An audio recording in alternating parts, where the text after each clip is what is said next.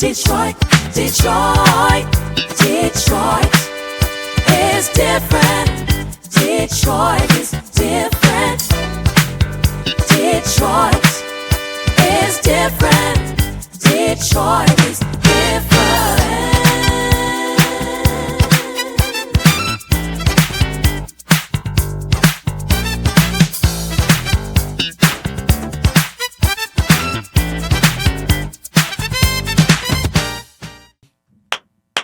Welcome back to the Detroit is Different podcast studios. And in studio, y'all definitely have heard this before, but I've known this brother for some time. And actually, the way we met is very unique because we met on a career day at what I'm going to call Finney High School, but really right now I think it's East English Village Preparatory Academy or something like that. But it's Finney as far as I'm concerned, right? Shout out to the people in Finney, and also definitely shout out to John Hill that brought us together. Yep. And then passing, it was like, okay, I should probably kind of know you too. So it's like he gave his presentation, and I gave mine, and I gave mine, he gave his, and it's like, okay, that's what's up. Right. Little homies asked some questions, and I'm like, look, brother, stay focused.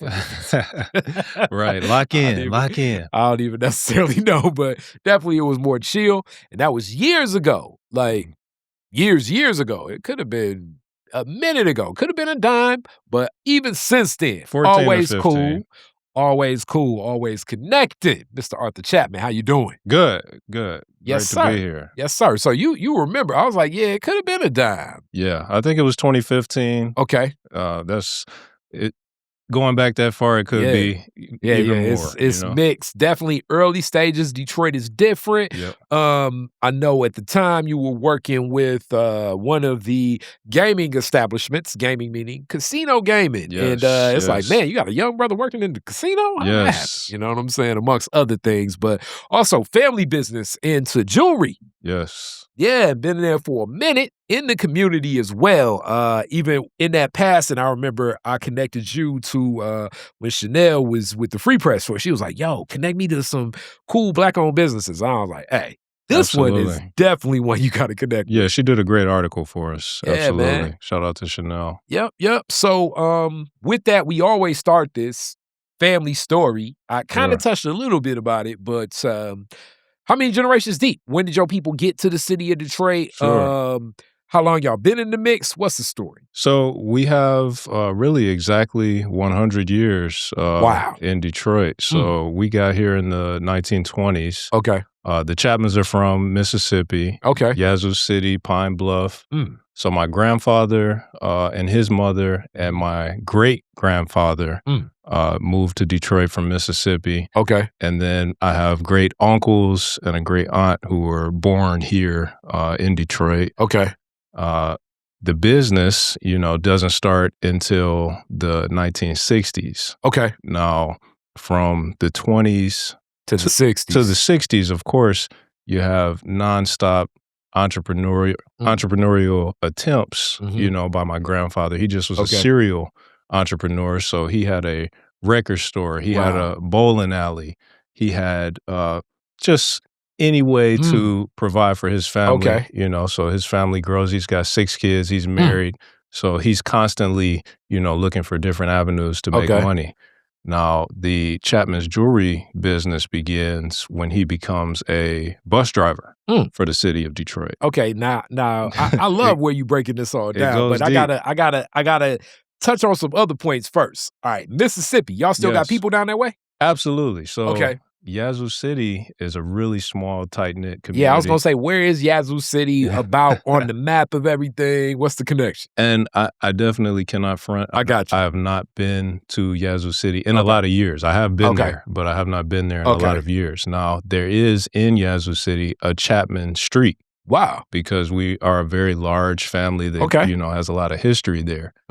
But Yazoo City today, we're not as connected with our with the Chapman family. cousins. Okay. Yeah. Okay, but y'all got a whole street named after you, so we're still deep down there, and I definitely do a lot of research, a lot of the the different websites and things to try to see who may be, And now I always like, what neighborhood did your family start with when they got here, when your great-grandfather, what's the one that Black Bottom. Okay. Black They Bottom. started Black Bottom. All right.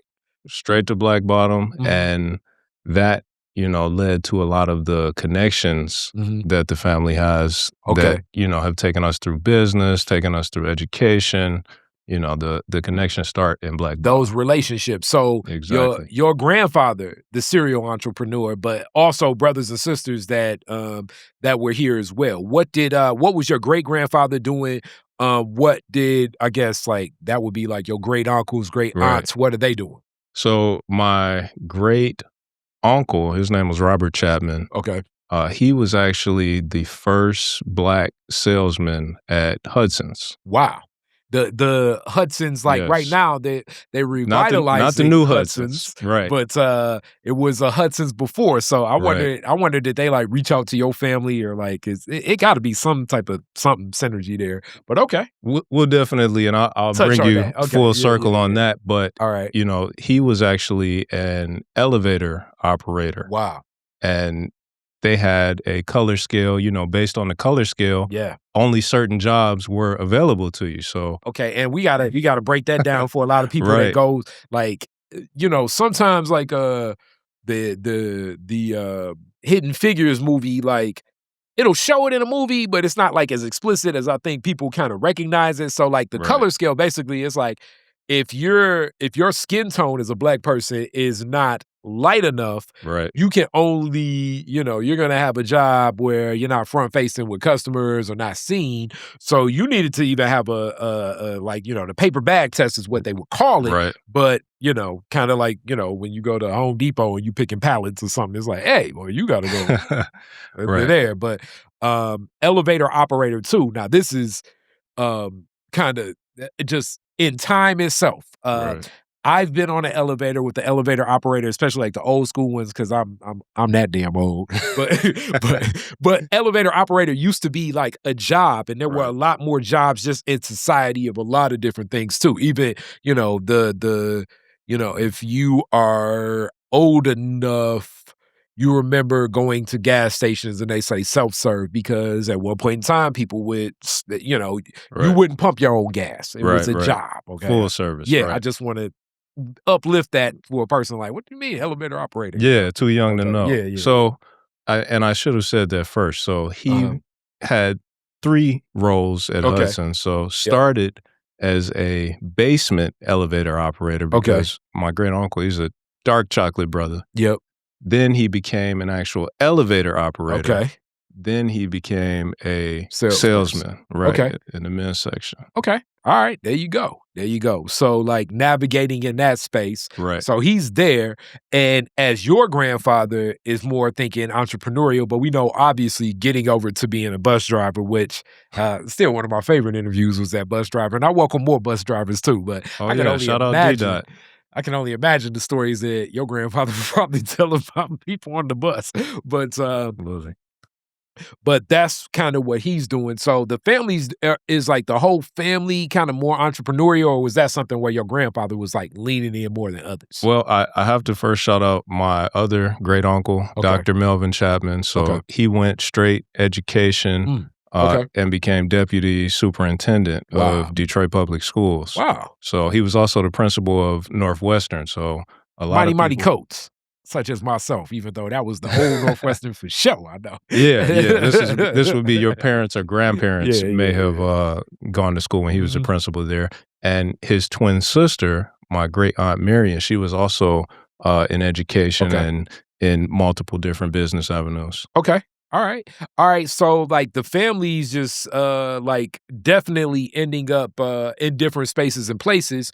Your grandfather ends up taking on different tasks of businesses. So in this path of like businesses that your grandfather was doing, like from bowling alley you shared and other things, was he and I don't know how they share these stories, because even now or then or whatever, is he like just like a partner in some of these projects, or is he like kind of the lead on these projects? What was your take on like how the story kind of gets delivered your way? Oh, he was the leader. So his, he had a lot of nicknames, but Daddy E. His name was Eli Chapman. Okay. And in the neighborhood, because he was a little older than a lot of the Other others, people? right? Mhm. Because he was the oldest of Yeah. his siblings. Uh-huh. He definitely took on the leadership role. Okay. He was also someone, he worked from 12 and 13, Okay. to bring money home for the family. So, Okay. I think he had just the most experience at In that different time. things. Okay. Absolutely. So these other ventures, and then into and I haven't shared it as of yet, but the jewelry business, Right. which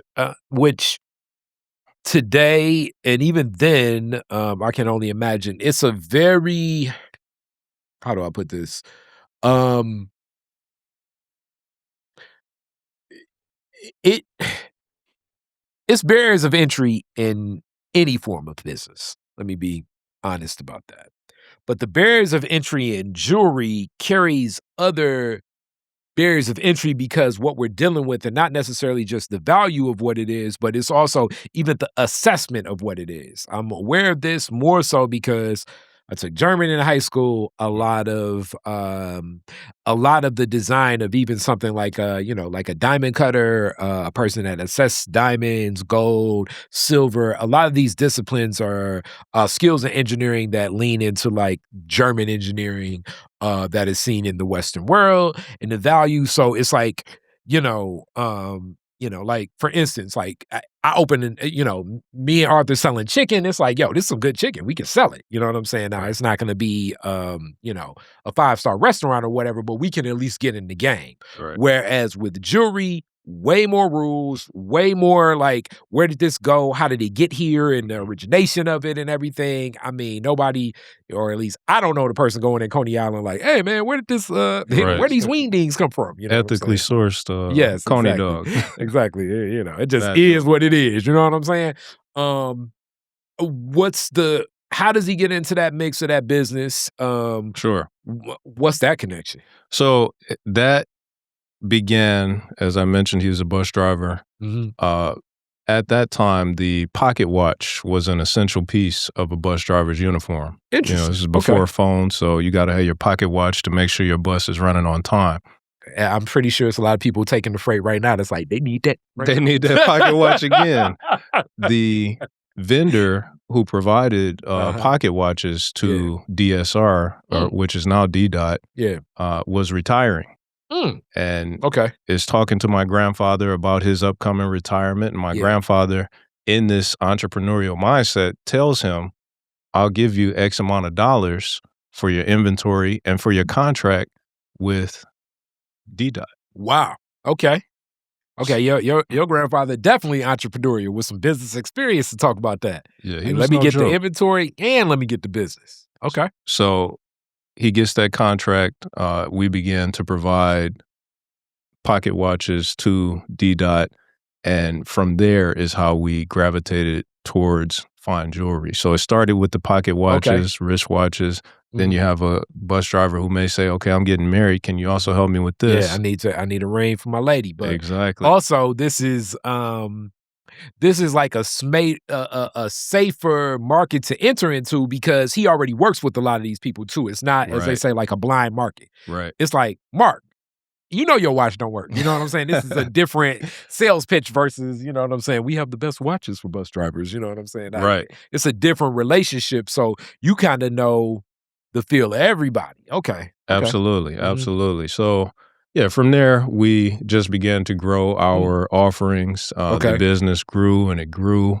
Our first location, Harper and Gratiot. Okay. My grandfather's East Side guy, my father, all my uncles, aunts, East Side. So that was our first location. We also had a location downtown that my grandfather bought out a jewelry store. It was called Glick's.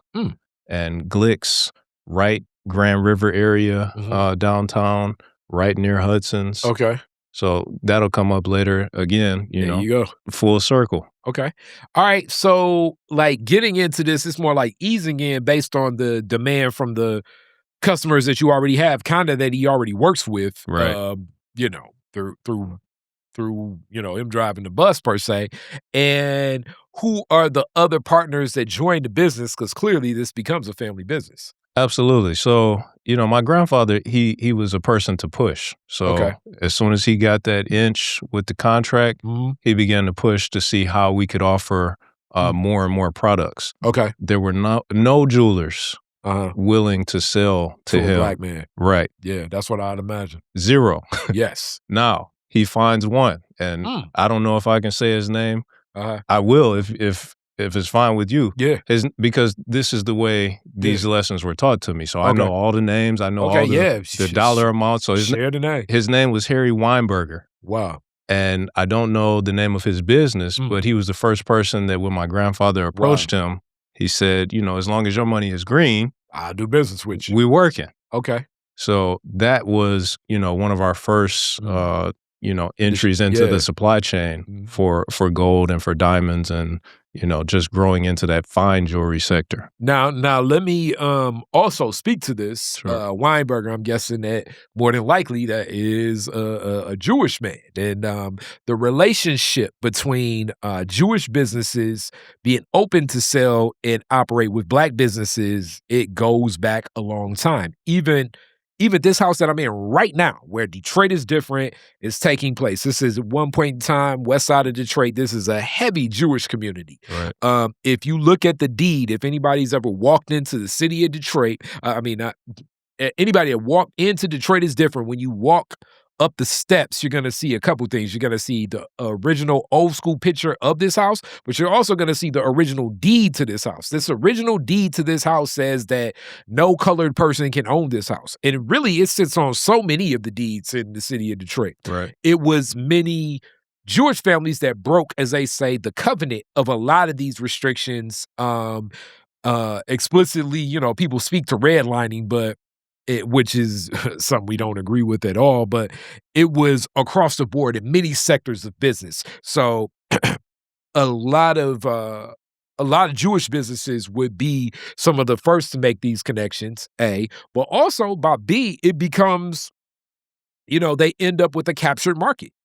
A captured market for anybody that's interested in this in business, meaning like they only can come to me because I'm the only person that will sell to them. Right. So depending upon now, we're dealing with the ethics of whoever is doing that business, but you definitely got to get in the game, but also it's kind of like it's not as what's the right business term? The business term is you want to always be in an arm's length transaction, meaning like I put my hand out, Arthur puts his hand out, we shake at the same time. Right. Nobody else doing business with me, then I'm like this, you know what I'm saying? And Arthur's like, Not sure. Yeah, possibly. Right. Yep. But these are the gateways to business. Not just your grandfather, but many other black businesses are beginning to start, and not just black businesses, but as odd as it is, a lot of Jewish businesses deal with this as well. Women businesses, just across the board, due to a lot of the discrimination that exists in many sectors, but definitely the private sector. So, Mr. Weinberger is open to doing business. It's like, let's make money.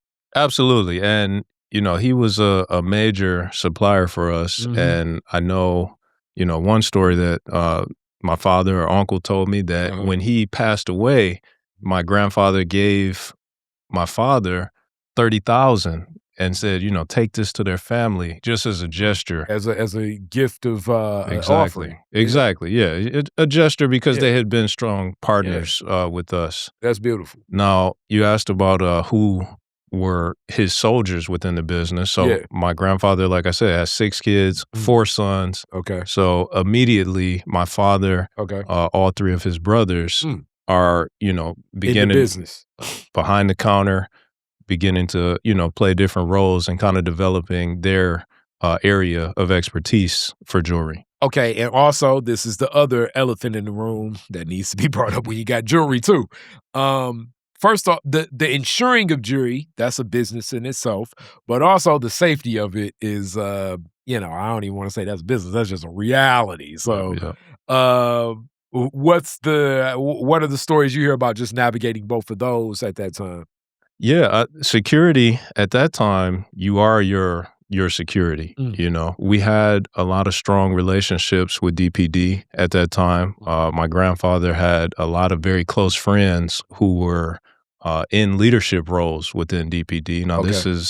this is all at a time period where DPD is now transitioning to being a blacker Welcoming black folks on the police force. Right, Yeah. exactly. So, and these are also leaders who have also grown up in black bottom. So They have some relationships with them that go back there. Exactly, Yeah. exactly. So even when I was growing up, I would go to my grandfather's store. My grandfather had that store on Harper and Gratiot until he passed in 95. Wow. And I spent, to me at that time, it was forever at that store. I would go in the back room, and in the back room would be oftentimes a few DPD officers, sergeants, lieutenants, high-ranking officers, and, they would be talking, but this also was how we kept ourselves safe in the business. Hey, let's put it like this. Having an officer around when you got things like jewelry at stake, that's not going to necessarily be a bad thing. You do want that type of deterrent. Absolutely. You have to have partners, and we would provide different things to DPD at that time as well, just like we did for DDoT. Yep. Okay. So I guess that DDoT relationship lasted way after he was even retired. It was probably people driving the bus like in 92, like, all right, why I gotta go to this guy? Oh, so that relationship lasted all the way into about 2019. Wow. Absolutely. Okay. So Okay. I don't even have my calculator, but That's a minute. That's a minute. a good long time. Yep, Absolutely. even after the passing of your grandfather. Oh yeah, Okay. absolutely. All right. So in this, as all of this is happening, so now I guess I got to get into you and your story, kind of your father. What's his role? Like, is he just like, that's the business he does? Is this like something he does in other things? And where you all living? What's the connection? Great question. So, I think with the exception of my Uncle Michael and my Uncle Eric, Uncle Eric, shout out to Eric, he's working on the 7 Mile, at the 7 Mile location right now. Okay. So Michael Eric. we'll start with Eric because he, right out of Michigan State, went to watchmaking school. Interesting.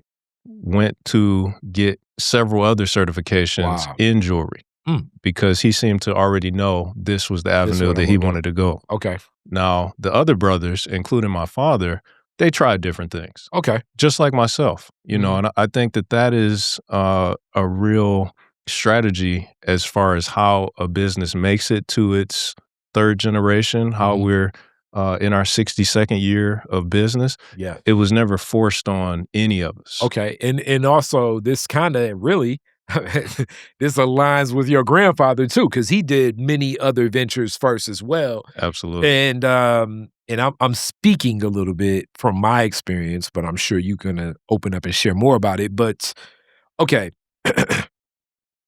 Running a lemonade stand when you're 12 and running Amazon are nothing close as far as what you're doing. But it's certain lessons you learn in business that always stick. And I think, certain things always stand strong. One, and this is one of the toughest ones, I think, for a lot of people because, it's just tough. If you're in business, you're a salesperson. Correct. It's a lot of people that be like, I don't like sales. And it's like, well, you shouldn't try to be in entrepreneurship. I don't care what you're doing. Correct. I don't care how much needed. Like, you know what I'm saying? Like you could, you know what I'm saying? We could be, I don't even know what it is. Like we could be, on a street where it's fire all around us and me and Arthur selling, got water to sell. Right. We still can't have the attitude of, they gonna have to come to us. Right.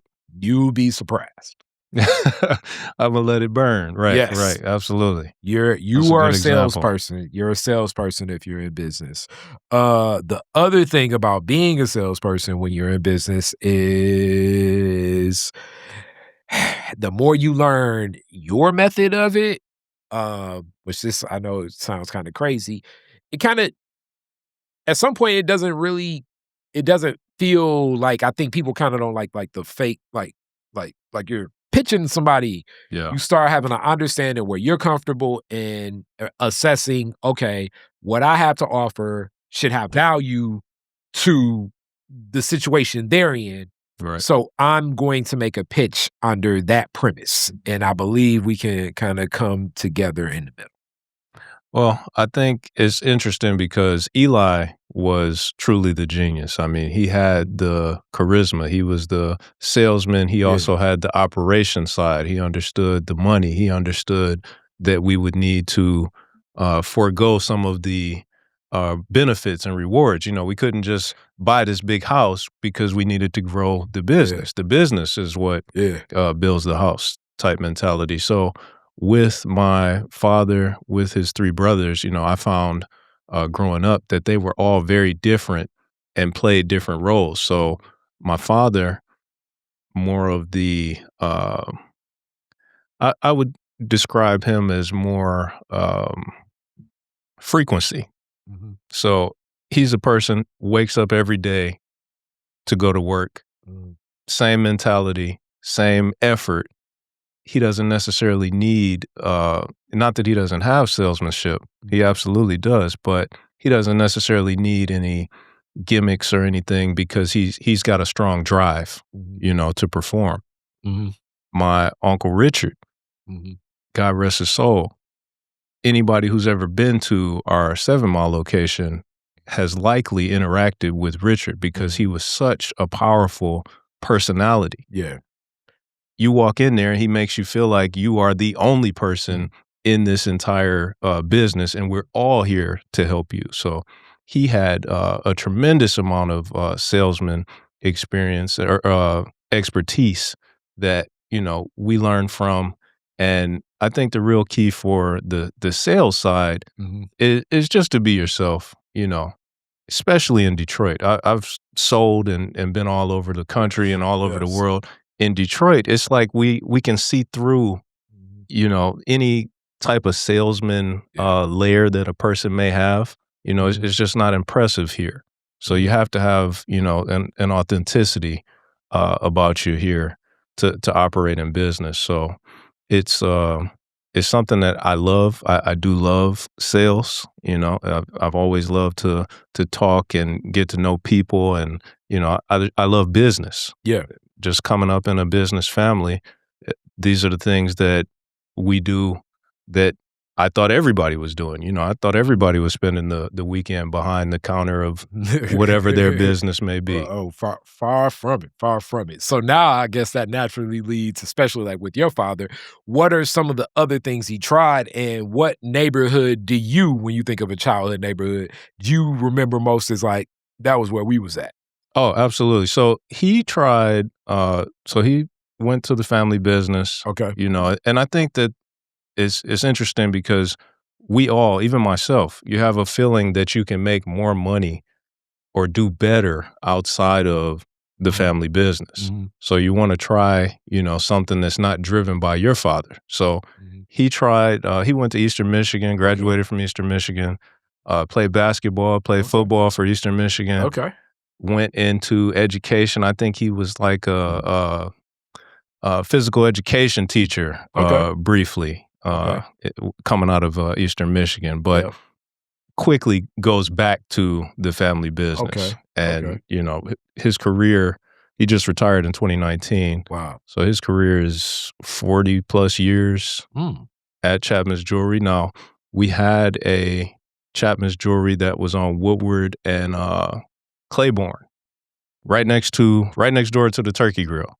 Shout out Turkey George. So that space used to be a Chapman's Jewelry, and that's a fond memory of mine. I actually watched him convert that space into the jewelry store. So I learned, you know, how to turn what was worse than a white box. I mean, this is like holes in the floor, no furnace, and you know, I can tell you a million stories about that experience, but watching him open that store and then watching that store close, unfortunately, you know, because of the recession that happened very shortly after, a lot of lessons, a lot of entrepreneurial lessons. Now, we lived at that time, Finkel and Evergreen on Vaughn. All right. So Finkel and Evergreen, when you talk about entrepreneurship, that community, that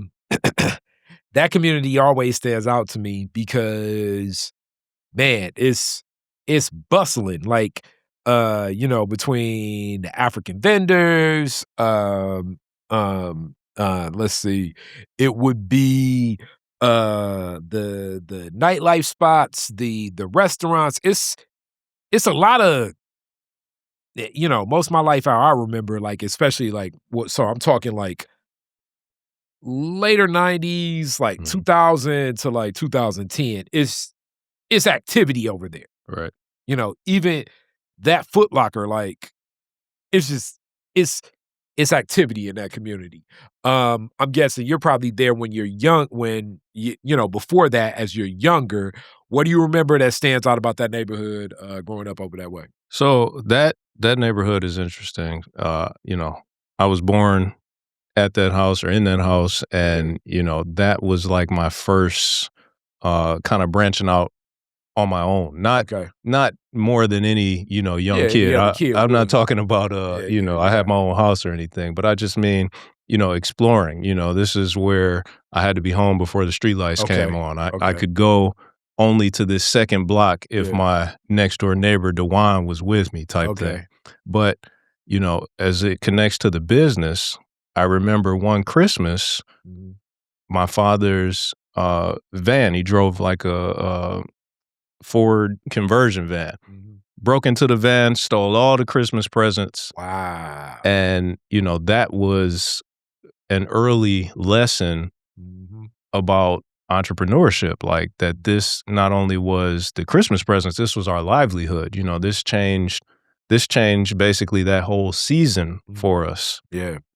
Now, shortly after that, and it connects to entrepreneurship as well, because my mother, I had to shout out my mother, in entrepreneurship, the business obviously went ups and downs. Yeah. Absolutely. And it's not just us, our whole family. So who do you reach out to when you need some backup? Yeah, when everybody is like, you usually like reach out to your brother, sister, dad, mom, whatever, and it's like, hey, we're all employed by the same people, so there is no reaching out. But my mother, she worked in education. She just retired, actually, 2025. Wow, close to 50 years in education. Wow.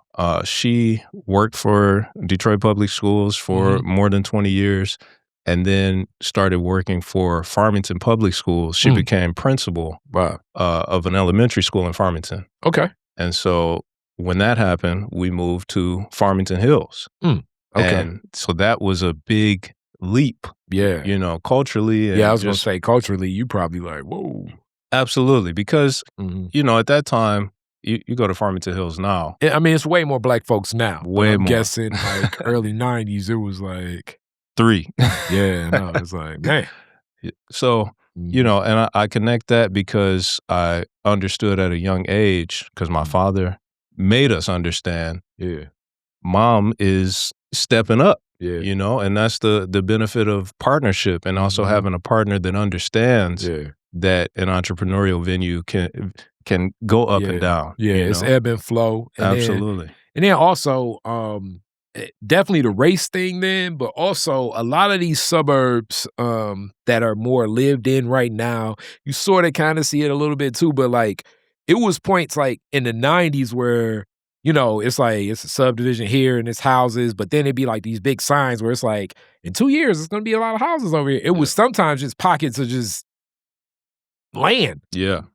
And, it's houses there now, but you know what I'm saying? When you guys are at 12 Oaks right now, you're looking at 12 Oaks right now, or, Orchard Lake Road now. But, in some parts of the 90s, it's like, okay, you make the wrong left turn, you're going to be, it's no road, and it's like 3 deers walking towards you. Like, what is going on here? Right, exactly. So I just I want to speak to that too. All right, so you're there and navigating in that space, completely different, as I say, culture from where you were at. What was the feel like? What was the school? What was I guess your mom is there too to help some of it go, but what's the feel and everything? So this is, it's interesting because the business also takes off again. Wow. Okay. So we see a boom in the business very shortly after moving out that way. Okay. And, anybody that knows me, this is like where the nicknames start rolling out. I kind of had a personality change because I'm starting to understand that, no, we are the only family that has a jewelry store. So Yeah. I'm coming to school, big chains, big watches. I'm talking about as a young kid. And, I love jewelry. It's an interesting business for me to be in because I love jewelry. I've always had an affinity for jewelry. Okay, so you like the 10-year-old with a double cut herringbone like Tupac in the I Get Around video. It's like he got the I Get Around on. It was a rope, but absolutely same thing. And I remember my father explaining to me, that this jewelry does not define me, that this does not make me. Make sure that I'm a person, that has personality beyond these flashy things. So a lot of lessons at that time, and a lot of personality developing, kind of who I saw myself as. And, my father's a guy, wore a lot of jewelry on Monday, nothing on Friday. He just had different periods. As you say, he was I'm a Capricorn, so it's certain things that people say, oh, them Capricorns. But it's certain things that it's just like, this is what I do. This is why I do it. This is where I'm at. Like, not now, but I'm gonna get back to it. But it's a lot of days I wake up at 4 a.m. Like, I'm very regimented about what, when, how, why, where. So people that are regimented, I don't see a lot of like wrong things about that. My dad, he's an Aquarius, so that's different. But he's very much like that. So it's like I've seen it most of my life. Uncle Edgar, rest in peace, Uncle Edgar. It's actually his birthday today, but he was very regimented. Like, I've seen very regimented people a lot of my life. So it's not, you know what I'm saying? It's not like it's not as much as like, what are you doing? What are you doing? Like me, this is one of the things that bothers a lot of people. When I walk in most places, I'm walking in knowing how long I'm going to be there. Gotcha. See, I would say I'm the opposite. There you go. My wife would tell you I'm the opposite too, because if I walk into this business and we start to talk and you make me feel welcome, oh buddy, we gonna talk. There you go. We could be here until tomorrow. There you go. Okay. Absolutely, yeah. Definitely different in that regard. Okay. So your father, like, in that and navigating that space, so you're definitely into jewelry. What are the other things? As I know you've mentioned that you kind of got into other business ventures, and even how we met, we talked about the gaming and everything. What's your thought process as you like kind of get into high school, of you thinking of this is what I want to do? What was your thought process? So I really always knew I would take over the business. Okay. And now it's not just myself, my brother, my first cousin. We are the family. Right, the third generation. So I knew that my generation, my older sister as well, I knew that my generation, our time would come for ownership. Okay, now, also when we talk about this too, now we're really going to get deeper into talking business and family ventures and things like this. With a business like this, in the ownership, sometimes I know, like, people always say blood and blood and money don't mix. Yeah. I don't necessarily, I don't agree with that all the way personally. Clearly, I know you wouldn't, but also things need to be defined and where things go. So, like, is it just on like understood? Do you got to buy your way in? Do you have to like work your way a certain amount of time? What's the leverage? And does everybody kind of have like the same type of entry point? What's the science of it all? Yeah, that's a good question. So, the science, I think, is it goes back to my grandfather. Okay. So the first thing is the family operated, and I understood this more as I became an adult, as I have my own family now. The family operated as a business at all times. Okay. So, we have standards that cross on the personal side as well as on the business side. And so the respect, the standards of communication, those things are what I believe allow us to continue to work well together. Is that, okay, you can have an issue with a person or, with a family member, but just like if it were an issue at work, you sit down, you have to resolve the issue. There's no, you can't just go, to 10 on a particular issue. So it's it's an interesting Chapman thing that I've definitely thought long and hard about. And all I can really do is duplicate the way that I came up. So a lot of expressive love towards the family and a lot of appreciation for the family and the business as far as what is provided. It's provided our livelihood. So I feel I owe the business my time and effort. And I share that feeling with my brother, my cousins. So that's I know that's not a great answer that, can I want people to I want anybody to be able to look at their family and work well because it's great. I would say I actually do think that that's a great answer because it's going to have to kind of fall along some more, for lack of a better term, altruistic traits, because it's hard to like put everything into a box, and it's going to be those dynamics of those relationships. And oftentimes I think, and not just even like family, even friendship, it's others that like kind of come into play. Usually like partnerships. So it's like, me and Arthur, we in business for 10 years, you know what I'm saying? He know me with my one girlfriend and everything's cool and that gets along. Now I get married to another woman.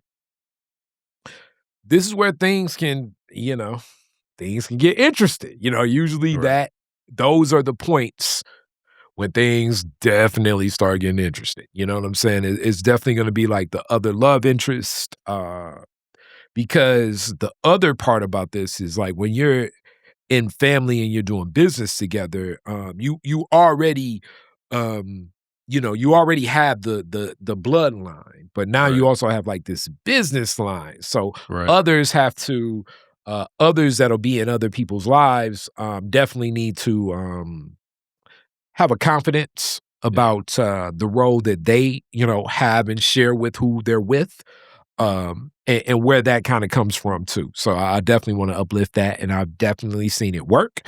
I've seen it not be the most working relationships either too. But I actually think it's probably more than likely for the best because the times when the strongest stressors are through crises. And this is whether, you know what I'm saying, we all do different things. You're a policeman, I'm in the NBA, or is she a police officer? I mean, or is she a fireman, like, or a fire lady? I mean, when those crisis situations come together, as family, we about to handle some family business no matter what. So Well, I also, and I have to mention this, the Chapman family is also very large. We are a very large family. So we have had depth in our roster. And so coming up, I never, and we've employed people outside of the family over the years, but coming up in general, I never saw anyone behind the counter that is not my cousin, that is not my uncle, my aunt, So I think that shaped how I view the business as a family avenue, and I've never had any interest in, I won't say I've never had interest, but, I've never had to go outside of the family. And, I had to recognize my cousins, Jackie and Cheryl and Aaron, and we have my Aunt Barb. I mean, I just, for anybody listening, I've only talked about, one segment of the family, but the family at large has contributed to Chapman's longevity for sure. That's beautiful. That's beautiful. So now I guess we get into the story. So after high school, what's the focus? Where do you go? What are you thinking? You definitely say eventually you're going to end up back into this business in the ownership position, in the family tradition, but college, what you thinking? So I'm I'm the playboy of the family. Okay. My nickname is Vacation. So Hilarious. Hilarious. And that's one of the reasons. I was like heavy on the jewelry, and I wanted the shine that the business can provide, but I didn't always want to do the work. So right out of high school, I went to Alabama A&M University. Okay. I went down there, played nonstop. Okay. Just had a ball. One of the best experiences of my life was being down there. Okay. And then I transferred to Eastern Michigan. Okay. Like your father went to Eastern. Okay. Right. And my mother. Okay. Oh, mom went there too. Okay. Yep, absolutely. All right. So get to Ypsilanti, completely different than Alabama. Right. Starting with the weather, but a lot of other things too. Well, what was the feel when you got up to Eastern? So it was definitely gray skies, a lot less fun. And I was in a different headspace at that point. So I left Alabama because I knew I could not, I had to apply myself, and I was down at A&M just having fun, going to step shows, traveling. He was like Colonel Taylor's son on a different world. Exactly. Just it's an old ass reference for you. Calling home, can you send me 500? Hilarious. Like 5,000 back then. But hilarious. When I got to Eastern, I decided I was ready to take my studies seriously. So I really got in touch with the College of Business at Eastern. I started to get involved with student organizations. So I became the president of the American Marketing Association. All right. Which is how I met the leader at the time, the CEO at the time of the casino. Here in Detroit. Okay. So and this is just constantly, the business is constantly, going up and down during this time. Just in life. Yeah. Just in life. But as I'm preparing to graduate from Eastern, I remember I would work on the weekends at the store on 7 Mile. Yeah. And I'm in there one day and customer comes in and I'm trying to help this customer, but I'm realizing as I help this customer that this is just somebody that my uncle would have helped, my father would have helped, my cousin would have helped. This is not necessarily me generating new business for Chapman's. I'm more so taking business just by being here. And that, speaking to that, when you're in situations like that, definitely in a family business, but it kind of can be anywhere. Like when you're younger, sometimes like you're going to question like the value you're bringing into a lot of things. Kind of, and at times it's like, man, like, am I kind of needed? I know it's a lot of times, people kind of end up in in those pressure situations where it's like you start questioning where things are at because you feel like I should be delivering more. I want to deliver more. Right. I want to, hit a home run here. Where it's like sometimes it's like we just kind of need you to get in the batter's box, see what's going on. What you know about the batteries? You know what I'm saying? Like we just kind of want you to get a feel of the game. Right. Absolutely. Because you'll definitely you'll hit a home run eventually, but sometimes let's just focus on getting on base. Absolutely. So when you're young, I know that pressure, young and with a chip on my shoulder. Absolutely. I'm seeing myself as after I'm nearing the completion of my bachelor's, I'm feeling like I'm super businessman now. I should be able to look, the figures were X last year. I think just my acumen and what I know, we can implement this. I can bring it up 15%. Right. I mean, and when you think like that, this is what a lot of people in that position are thinking. Nah, sometimes just get a feel for the game. Absolutely. And you really got insider information because I'm trying to introduce different things to my father, my uncles, and it wasn't that they weren't receptive. It was that they have things that are already working, so they didn't necessarily need these innovations that I was trying to bring. And let me say this too. I was at shout out to Erica Monet Lewis and what she's doing with our networking group and everything. But we were talking at this networking thing, and it used to, and I've told this story before, but it's very real. My father's a CPA, and the first thing my dad said, like, all right, if you want to do taxes with me, the best thing you can do is your first tax year work at H&R Block, which was correct, which was true. And I worked at the H&R Block in Northland. A lot of colorful experiences right there, a lot of information, but like just like cross the T's, dotting I's. And I remember my dad told me, I'm like 22 at the time. He said, look, you start building your tax practice and you figure out a specialty within it.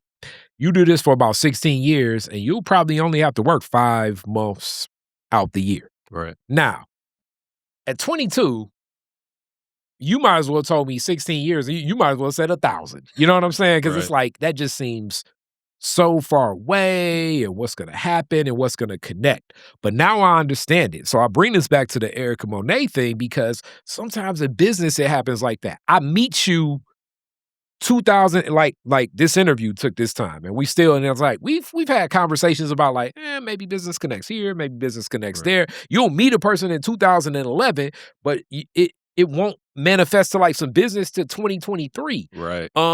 And sometimes it's not even that you don't even like the idea. It's like for me and my business to do this, even if it's best, I still gotta first off, I have to get the players that on both teams ready. I gotta implement. I got a lot of stuff to change around to change pace to get over here. Right. Even if I know we need to get over this way. And sometimes businesses, for lack of a better term, it's hard to say like they fail because I think all entrepreneurs, kind of have that whole concept that John Maxwell, you're failing forward, meaning you learn lessons here that you can't apply there. Yeah. I mean, they talk about like, oh, how did Blockbuster not see Netflix? Blockbuster definitely knew everything that Netflix was doing, but it was hard to make a shift because you got all this real estate that you got to deal with and all these other agreements with all of this stuff. Like they can't even be as nimble as Netflix is at that time. And the same thing will happen as Netflix has all these now standing relationships with these licensing groups and stuff like that when something else more limber kind of can take advantage of and exploit. So I want to uplift that because it'll be the greatest idea and everybody in leadership will agree with it, but they'll tell you, I can't do that right now because it's going to take a whole lot to shift to start doing that. Right. Absolutely. And, I understood that. Yeah, I understood that. And there is a respect, that exists between myself and my father and my uncles and that generation. So I offered my recommendations. They declined. Yep. And I basically became an independent salesman under the Chapman's Jewelry name at that time. So, I was selling a lot of Cartier glasses, of course. Stuff that it's like, hey, it's a market for this. And things that I'm interested in. I was acquiring a lot at that time for myself. So I would, use the business to make sales and it was a developmental point for me. Yeah. But as I got close to graduation, I was offered a position with the casino. Yeah. Which was like, I love the casino. It was one of the most fun places you could go in Detroit for nightlife. Yeah, especially back then. At that time. Yeah. And before and from so many of our discussions about stuff like that, you helped me see so much more just in a series of discussions we had when we first met about, because it was a pitch that I've been trying to make for years about like, oh, I can offer this to a casino. And shout out to what Coco's doing right now with her like kind of monthly night there. But wow, it's like, damn, this is completely different. It was a wild time. So I got a great opportunity. I have a great mentor who was the CEO of one of the major casinos here in Detroit. Took me under her wing, gave me a tremendous amount of game, that would have taken me years otherwise to get. And I decided to take it on the road. Yeah. It was and I still, have gaming interests and relationships, but it was actually her. It was actually my mentor and the CEO of the casino that told me, she asked me about my father, and I said that he'd probably work until he's 80. Yeah. And she said, well, how old is he? Mhm. And I think he was 60 at that time. And she said, he's got 10 years. Mm. And when I say it was almost 10 years to the day that he announced his retirement, and I always think back to that conversation because she was telling me at that point that, do what you can do with this career, but if your family business is more important, go get make that sure, way. absolutely, make sure you're planning to get back to that. So, Mhm. I grew my side of the business, Mhm. and then my brother actually had the same or very similar path. Exactly. So he's an engineer by trade, and I was living in New York, moved to Chicago. My brother was already in Chicago. Yep. And we sat down. Hey, we're neighbors now. We live literally doors away from each other. Yeah. And decided that now is the time. So we opened our first location, our first Chapman's Jewelry location in Chicago. I remember you sharing that story. Absolutely. So that was 2020. Yeah. And clearly, we remember what was happening in 2020. Right. So, And I hate to laugh. Yeah, very poorly timed laugh. But in reality, though, I mean, this is business. I mean, in that laugh, I mean, it's just business. Right. And so much of it, like I say, it's like, a L is a lesson. Right. And sometimes, and definitely the biggest L's are going to be those losses to the bank account too. But it crystallizes so many other things because the yin and yang that is always spoke of, it's like in crises, you get opportunity. Right. Absolutely. Really what I'm talking about, like when that whole, like, okay, when you need to make that shift and you can't, really what's happening is it's not a crisis to move that opportunity. I always give sports analogy, so this is best to give like in a sports analogy. Y'all know I love the NBA. It's, we as us watching fans, we knew the Splash Brothers and the Golden State Warriors couldn't last for forever. Do I think that Bob Myers, the general manager of that team, and the owner didn't know what was happening? And it's like they saw what was happening, but it's like we can't shift because we're still the hottest ticket in the NBA. Right. They want to see what Steph is doing. But at that point in time, like under like a great, somebody coming in with like a plan, like, hey, you need to get this, you need to get that. You probably need to draft here, draft that. It's like, we can't stop this because this is too successful. Right. It's not a crisis that creates the opportunity. And I mean, knock on wood, I don't, you know what I'm saying? Like if Steph Curry, after like that last championship they won, said, hey, I'm retiring and I'm moving to South Africa. Now it's like, this is a crisis where we can try all of these other things. Right. Unless crisis presents itself, you're never really going to be able to try a lot of this other stuff. So that's what I want to uplift, that like, you need to change, but it's like, we need to see how to do it. Absolutely. And not that we did not take a loss. We would have taken a major loss had my brother not come into the operation 100%, because we are very yin and yang. So I'm the brother. I'm like, hey, throw everything we have at this. Let's go all in. Yes. And if we would have gone all in, of course, 2020, we know there was nothing but doom and gloom in 2020. So we went, I'll say more modest. We had a small location, which we could manage through all of the turbulence of 2020. Yep. And let me say this too about like a lot of the all-in people, like my father and just a lot of other people, especially, that was like, hey man, it's getting crazy. Let's buy a lot of silver. A lot of people I know that held on to silver right now, as silver has like, okay, if you bought some silver in 2020 and you still got it, I mean, it's maybe like 5 times as much money as it was worth. And gold's gone up, but nothing nothing like it. And really, the reason silver is going up is because silver is finding more uses in a lot of these technologies. So it's moving into more like the mineral asset, but it still doesn't change the currency and the liquidity of it either. But Right. the way that it's moving, it may exponentially go up where I don't even necessarily know if it'll be anything but a mineral soon, or I won't say that, but like probably more than 3/4 of the use of it will be in whatever these technologies will be. Absolutely. So like if you went all in with that, you were taking one hell of a L, and sometimes stuff like that happens, and then it's like a classic example of that as into into the pandemic itself. It's he's a fashion designer.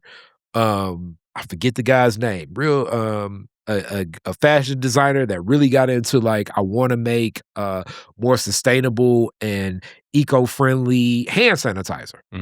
Okay. He put all of his money into this, and even like a lot of his wife's money into this. So that's like 2017, 2018, 2019. He's sitting on hundreds of thousands of gallons of this. COVID-19, that man, when alcohol was like extremely hard to find, he's ends up with a deal with Delta where like if you got some hand sanitizer, probably if you use hand sanitizer on Delta, it's probably like a 20% chance between 2021 and 2023 you were using some of this guy's hand sanitizer. But you know what I'm saying? Like business happens like that. That's deep. Opportunity meets preparedness. Yep. So like, so in this also, I guess the other beauty I think is that you and your brother not only are the yin and yang of it, but y'all also kind of building your own rhythm. And being in Chicago, that's so far away from Detroit where, I mean, you could call your uncle or your dad or like, you know what I'm saying? But you know what I'm saying? Like it's removed enough where it's like, we kind of got to work this out ourselves. 1,000%. We didn't understand that going into it. I think our expectation was we'll just ship this or we'll be driving home on the regular, for this and that. And COVID just made it, extremely challenging. For everything. Yeah. Exactly. So we had to, really put feet on the ground, build a lot of relationships. Obviously, Chicago has a huge jewelry market. Yeah. And that was literally just shaking hands, looking people in the eye, and getting people, I'm talking about other jewelers and, people within the supply chain to trust us. Yeah. So that was a humbling experience. And, our first location was in Woodlawn, which is more of a neighborhood location. Downtown is Jewelers Row. And that's where we found our second location, which is probably the location that people can see the most on like our Instagram page and things like that. Yeah. And that was just a result of a ton of businesses closed during that 2020 run. Opportunity. Right. So you had storefronts. We were able to get a really nice storefront there and get open. And, by that time, we had built enough of our own kind of ecosystem that once travel was a lot easier and we were able to come back to Detroit, come back to our normal supply chain, we were able to just kind of combine forces and have a really smooth operating machine between Detroit and Chicago. And also, I just noticed on the personal dynamic too, father or like young children, relatively new wife, like it's other life stuff happening too. You know what I'm saying? Right. Oh yeah. This is a lot of shaking and baking. So I have 3 kids from 2020 to 22. Yeah. So that was also, and just like I saw my father do, thank goodness, thank God, I have a strong partner in my wife, that was able to hold it down during any times that he got tighter. Exactly. So yeah, without that, I don't know where I'd be. It's beautiful, man. That's beautiful. So with that, from Chicago back to Detroit, because I run into you at the Michigan Black Business Alliance. Yes. like I guess like the Wakanda Gala. Yes. You know, shout out to Charity and her birthday then. And I was like, okay, I'm gonna go this year. And one of the first people well, not first, but as I'm about to, like I say, it's like, all right, this is closer to the time where it's like, all right, it's time for me to bail. I'll bump into you. And I'm like, what up, though? I didn't even expect to see you here. You were like, yo, I'm back here. I'm like, for real? Okay. All right. Well, I need to get you on Detroit is different. That's how it happens. Absolutely. What was the call to action to get you back here? What was that feel like? How did your wife feel about it? What was the family's thoughts? What was the flow? Yeah, absolutely. So, you know, the business in Chicago is really going well. And my brother and I are planning and talking about, you know, this and that of what we see down the road. And, you know, it's just not as fun without the family, you know. So the family is here. This is our headquarters. And we really had to think bigger picture about not just the business, but on the personal side, you know, and I didn't want to be in Chicago. You know, shout out Chicago, love Chicago, but I'm from Detroit. You know, I want my kids to be close to their grandparents and my. So Isaiah Thomas. Right. But that was it. And it wasn't a hard decision. You know, I think the physical move was very hard. Moving a jewelry store, moving my family, my brother moved his family. You know, definitely was very challenging. We had a lot of logistics with that. Absolutely, absolutely. We could have never imagined, you know, the full scope of the actual move. But since, and I've been back about 4 months now, but since coming back, wonderful. That's beautiful. I love it. I mean, I'm so happy to be back in Detroit. That's beautiful. And this is definitely during the day where it's some snow on the ground and it may be like 10. -10 wind chill, you know what I'm saying? So that means you love Detroit when you say that. Oh yeah, no, I like it cold. I don't mind the snow. I mean, just the culture, like, you know, I think one thing, I lived in Chicago 7 years. I lived in New York 3 years. But I always felt like I was visiting those places. Interesting. You know? And not that I wasn't comfortable there, but, you know, you don't realize how much of an advantage you have when you know the history of a location. You know, so you talk about like my children going to this school or going to that school.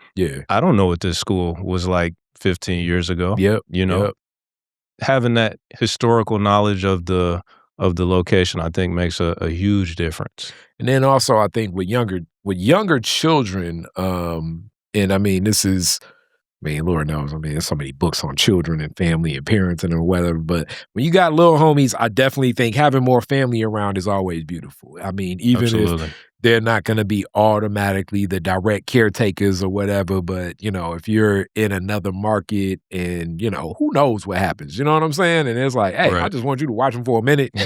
You know what I'm saying? It's harder to, it's harder to get that in, you know, in the places where you ain't grew up with folks. You know what I'm saying? Absolutely. Absolutely. So yeah, not having that was definitely a challenge, and it's super important to me because the stories and the history and the appreciation, not just for the business, but for the Chapman family as a whole, I think is better told from, you know, that they're from the people that they can tell it. Exactly. Like, that they were there.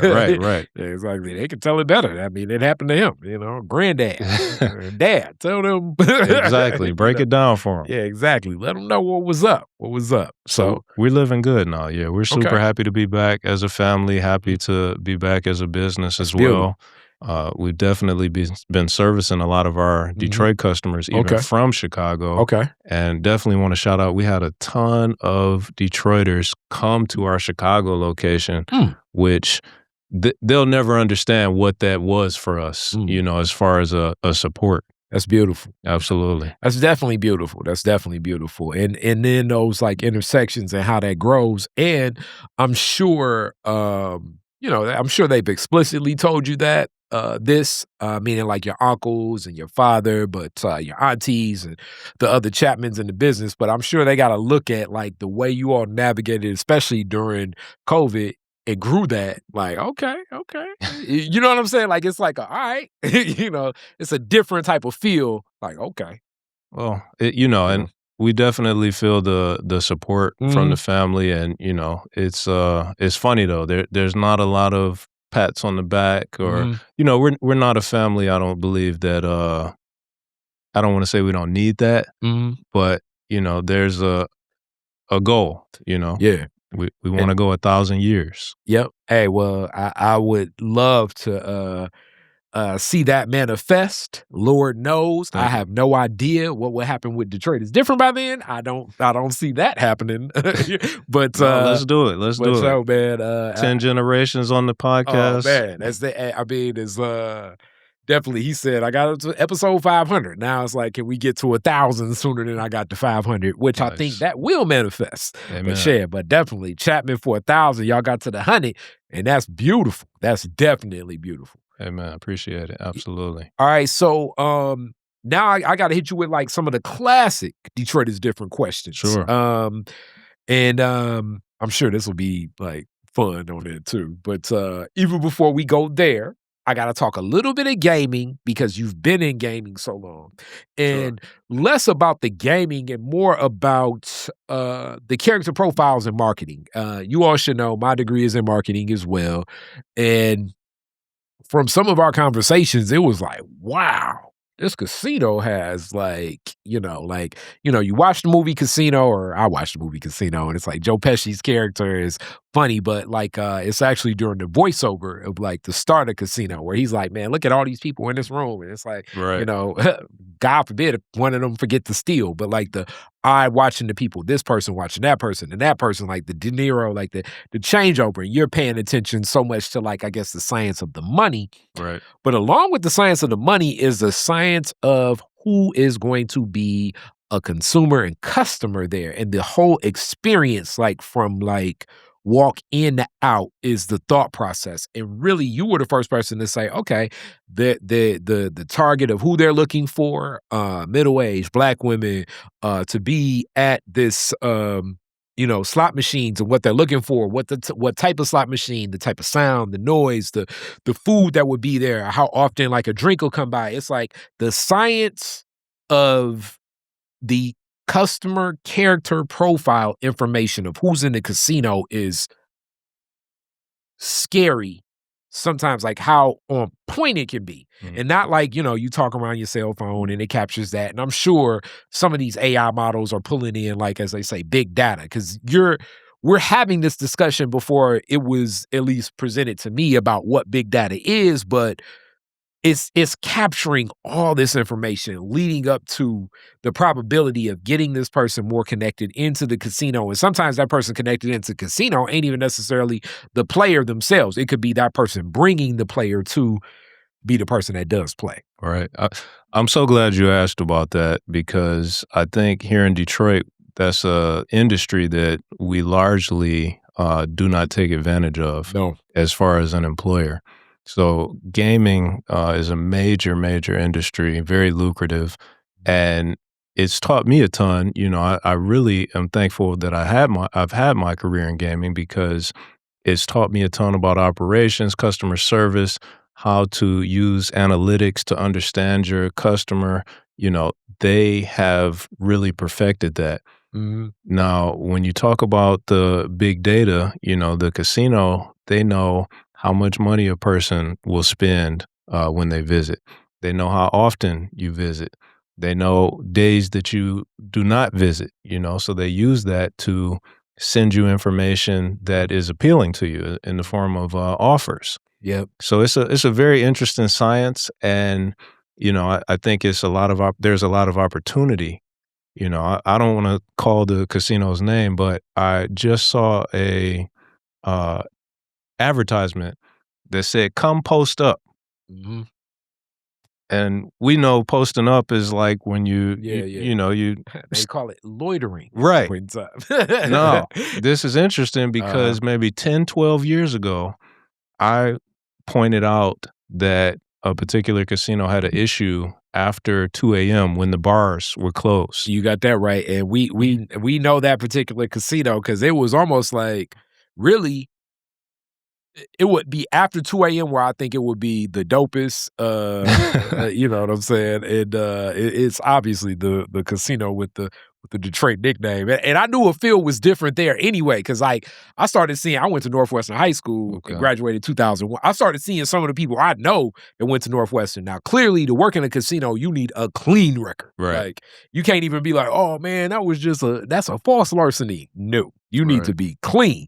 But still, it was just, I was like, damn, you working here? But it fit the feel, but that was the it was like the club itself almost at one point in time. Absolutely. In that field, but that field, as much as it did bring in an audience, it did bring people to drink, it did bring some people that played, but that's not the audience that casino wanted. That's not the target market. That's not the demographic that is your high value. So looking at data at that time, and like I said, this is more than 10 years ago, but you're seeing a decline in play. As soon as 2 o'clock hits, you see a lot of people get up out of their seats, they head home. Those are your players. So I gave this presentation, and the presentation included a little video footage, but I'm pointing out, you see these people posting up, and, you know, executives at that time are like, okay, what is posting up? Hilarious. Exactly. Hilarious. And so I'm trying to explain to them what that is, but I saw this advertisement and I'm just thinking, wow, because full circle. You just don't realize how much they need a native Detroiter to help run a property like that.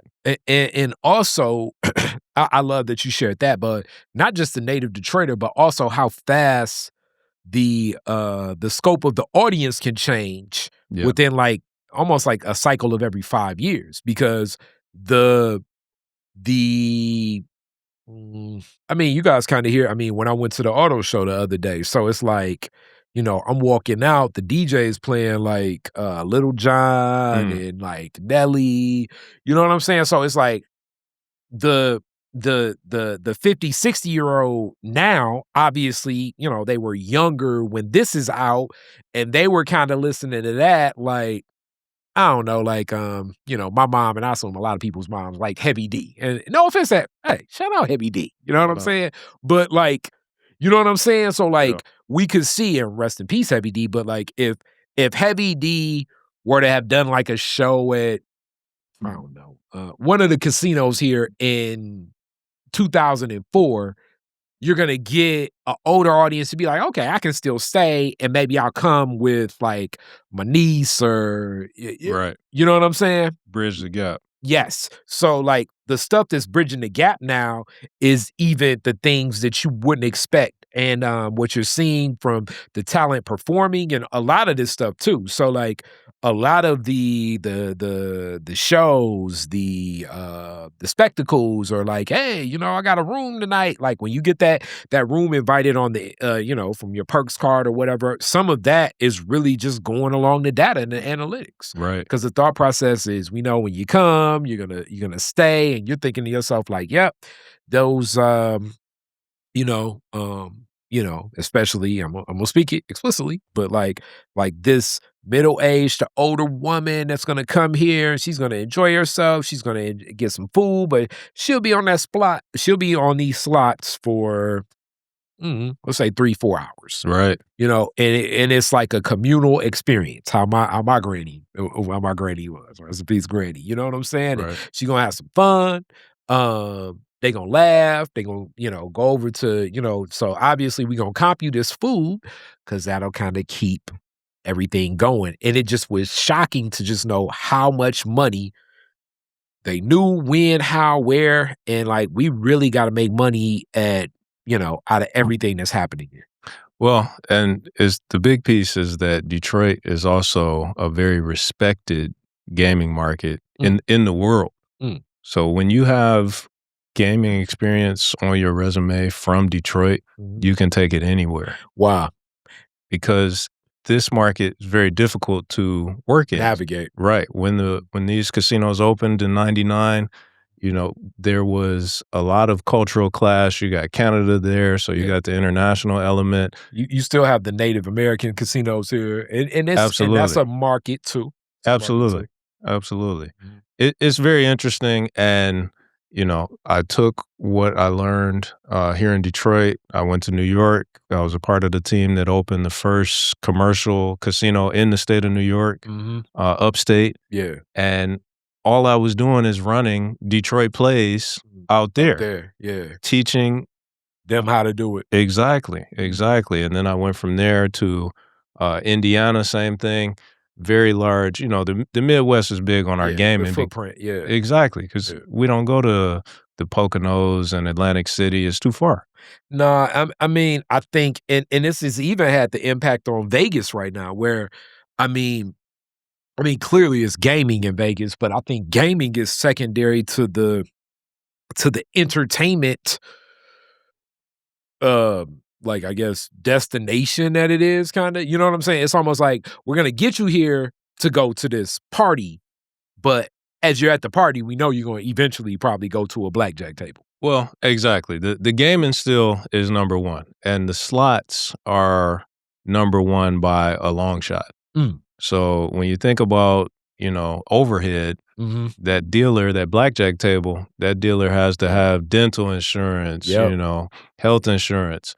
That slot machine, I just plug it in. There you go. And for 20 years, it will work and do what it does. And I have thousands of those slot machines. Yeah, I mean, yeah, because it just feels so different now. But I mean, I haven't seen the analytics, but I'm sure you know, but clearly. But the first time I went to Vegas as a kid, it felt like gambling was everything. Whereas now, you know, the high-end restaurants, I mean, and they turn over, and I know it's all connected to this, but it was just like, look, bro,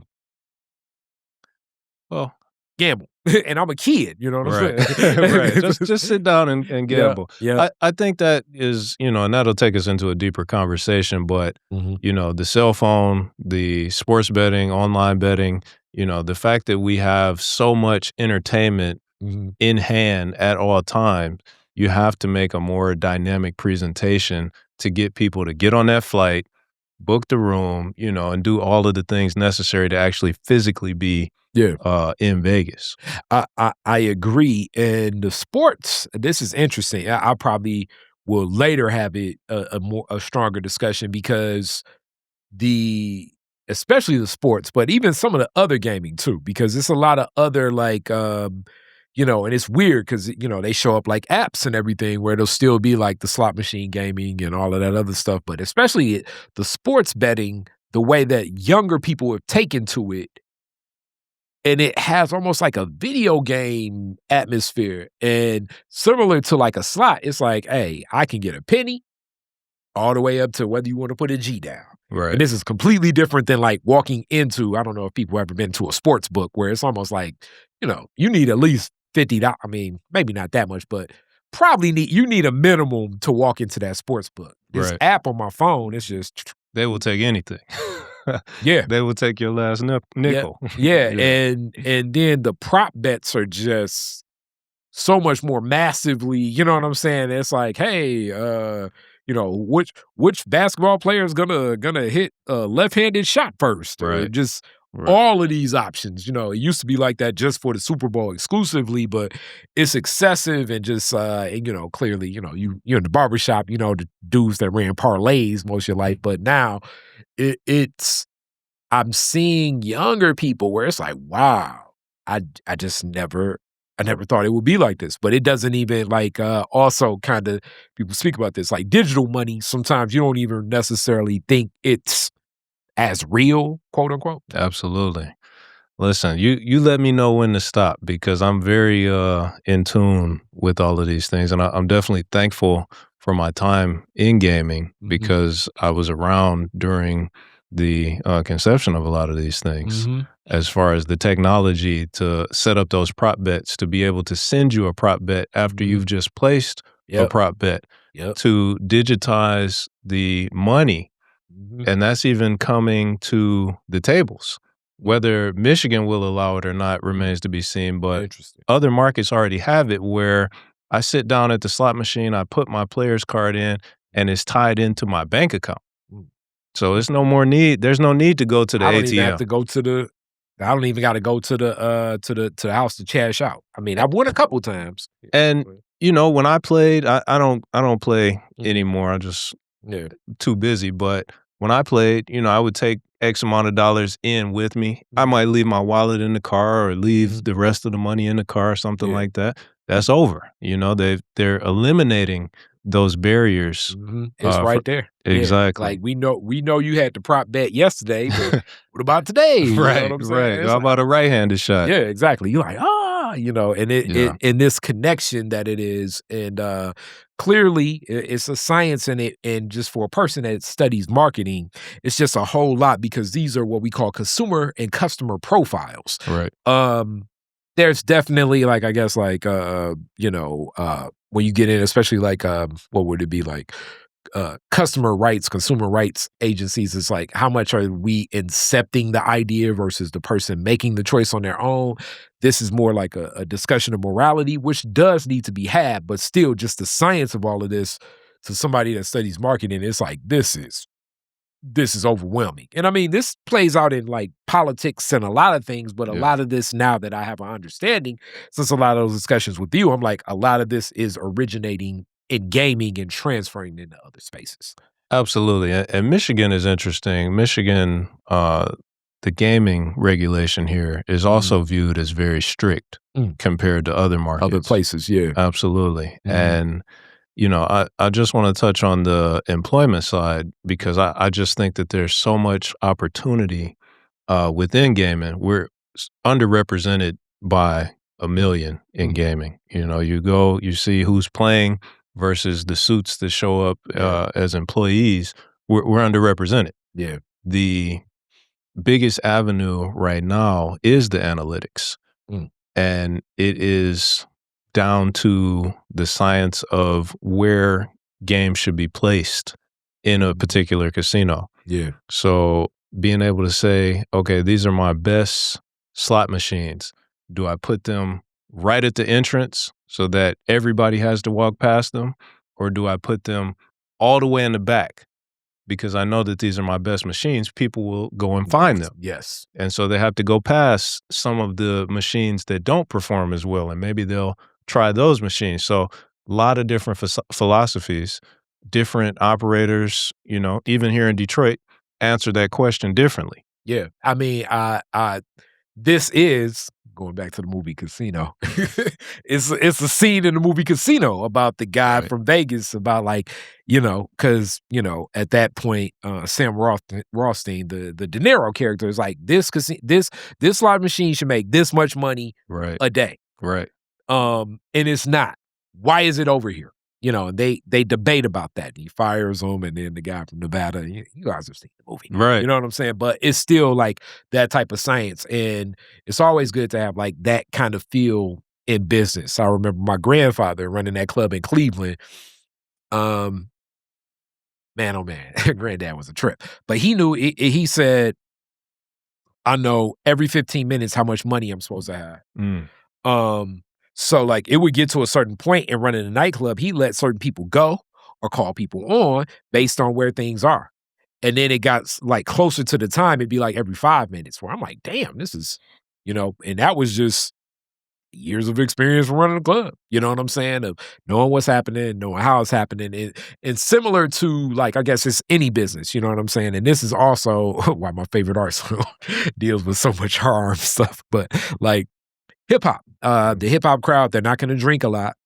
The insurance of the possibility of, violence happening moves higher. Even violence, especially like in a parking lot, a shooting could happen. You know what I'm saying? Like, so I'm dealing with so much more drama.